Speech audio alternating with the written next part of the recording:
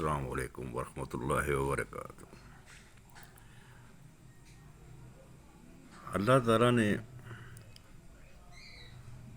انسان کو بے بہا نعمتوں سے نوازا ہے، اور پھر اللہ تعالیٰ نے خود ذکر بھی کیا ہے اس چیز کا کہ تم میری کون کون سی نعمت سے جھٹلاؤ گے۔ یقیناً بے شک اللہ تعالیٰ نے بے بہا نعمتوں سے انسان کو نوازا ہے، اور انہی میں یہ سمجھتا ہوں کہ بڑھاپا بھی اس کو مصیبت نہ سمجھا جائے، یہ بھی ایک نعمت ہی ہے، کیونکہ بڑھاپا ایسے ہے جیسے کسی امتحانی سینٹر میں بندہ بیٹھا ہو نا، تو پیپر دینے کے بعد جو فالتو ٹائم بچ جاتا ہے اس میں اس پیپر کی دوبارہ ریویژن کا موقع مل جاتا ہے، دہرانے کا موقع مل جاتا ہے۔ تو اس میں بھی دو قسم کے اسٹوڈنٹ ہوتے ہیں، ایک جو ہے اپنی غلطیوں کو دیکھتے ہیں کہ میں لکھنے میں کچھ مجھ سے غلطی تو نہیں ہو گئی، اس باقی جو ٹائم فالتو ہوتا ہے اس سے فائدہ اٹھاتے ہیں، اور کچھ میری طرح کے اسٹوڈنٹ ہوتے ہیں جو پیپر دیا، اس کے سپرڈنٹ کے حوالے کیا اور دوڑ لگا کے باہر نکل گئے، اور باہر جا کے اپنی شرارتیں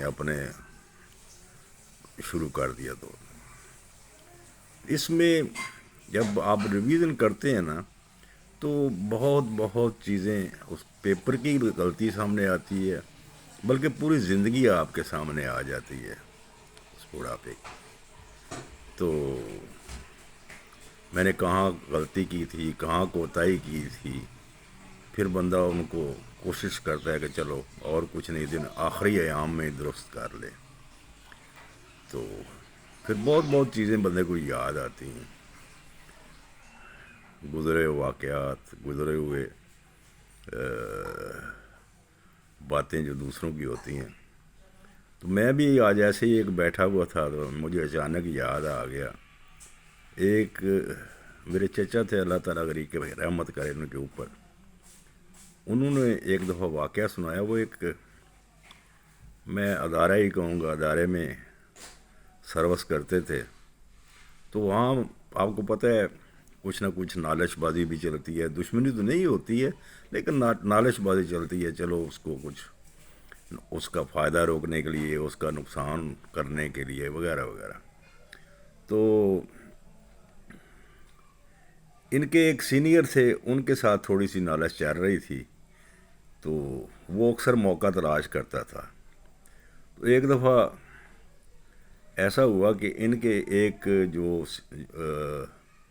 کولیگ تھا یا جونیئر آپ کہہ لیں اس ادارے میں، اس کے کوئی کاغذات گم ہو گئے، اور کاغذات بڑے کانفیڈینشیل تھے تو اس ادارے کے لحاظ سے۔ تو بڑی فکر ہوگی ان کو کہ ان کو پتہ چلا کہ اگر یہ کاغذ گم ہو گئے یا چوری ہوئے ہیں تو اگر میرے سینئر کو پتہ چل گیا وہ تو میرا تماشا بنا کے رکھ دے گا۔ تو ان کا ایک اور دوست تھا، وہ تھوڑا نا اپنے آپ کو جادو کا ٹائپ بندہ کہتا تھا، تو اس نے اس سے بات کی، کہتا یار ایدا کو حل کٹ، یہ چیز جیڑی ہے نا برآمد ہو جاوے کسی طریقے سے، کس کے پاس ہے، کون چور ہے، کون اس کا ساتھ ملا ہوا ہے۔ تو اس نے کہا جی کوئی بات نہیں، شام کو سب کو اکٹھا کر لیں آپ پورے سٹاف کو، تو میں پھر کرتا ہوں کچھ۔ اس نے کیا کہ ایک کمرے کے اندر نا ایک چھوٹا کوٹھی نما یا سٹور آپ اسے کہہ لیں، اس میں ایک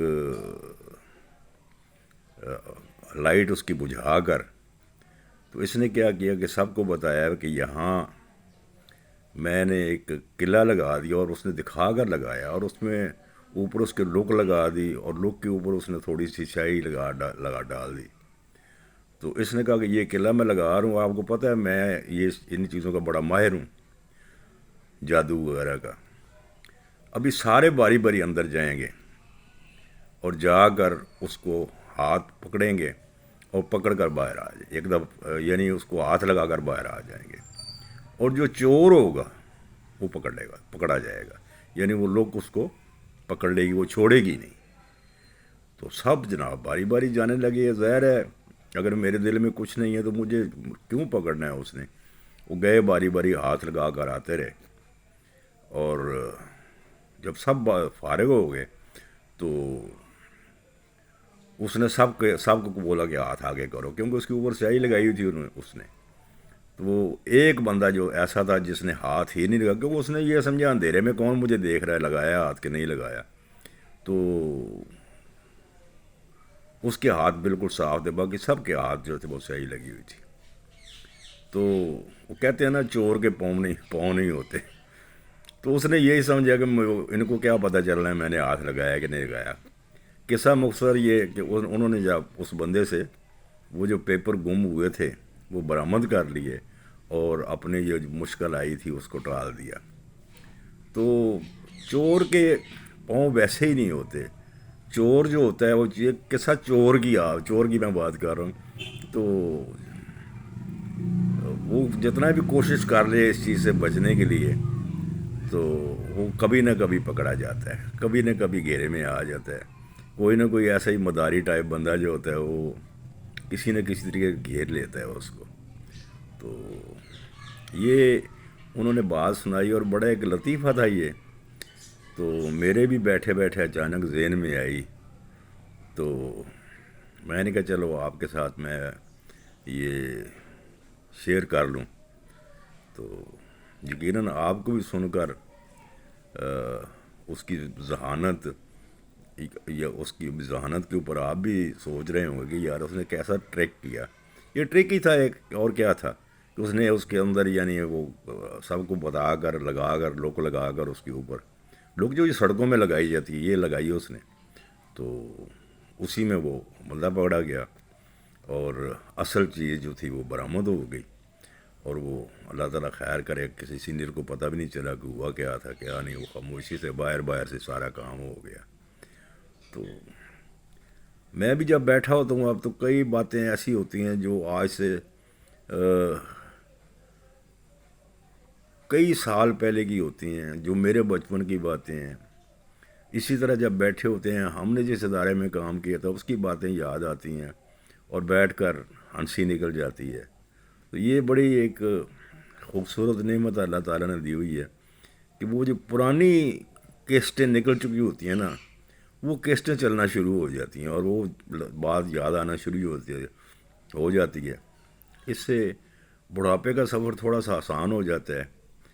تو اس میں چاہیے تو ہمیں یہ تھا کہ جس ایج میں ہم پہنچ چکے ہیں اب صرف وہی باتیں یاد کریں جو غلطیاں تھیں، جو گناہ تھے، کیونکہ زندگی میں انسان طرح طرح کی باتیں کرتا ہے، طرح طرح کے ایسی چیزیں ہوتی ہیں، تو ان کو سدھارنے کی کوشش کرے۔ کیوں کہ کوئی پتہ نہیں وہ پیپر لینے والا کس وقت آ جائے اور پیپر اکٹھے کر لے آپ کے، اور پھر رزلٹ جو ہے وہ آپ کے سامنے آ جائے گا۔ تو ہمیں بھی اس وقت کا انتظار ہے اب کہ کدوں آئے گا سپرڈنٹ یا ایلیویجیٹر آئے گا، اور آ کر جناب وہ پیپر اکٹھے کرے گا اور ہمیں فارغ کر کے امتحانی کمرے سے باہر نکال دے گا۔ بس اللہ تعالیٰ آسانیاں پیدا کرے سب کے لیے، اللہ تعالیٰ مشکلوں سے پناہ دے، اور اللہ رحم کرے آپ کے اوپر، سب میرے اوپر۔ السلام علیکم ورحمۃ اللہ وبرکاتہ۔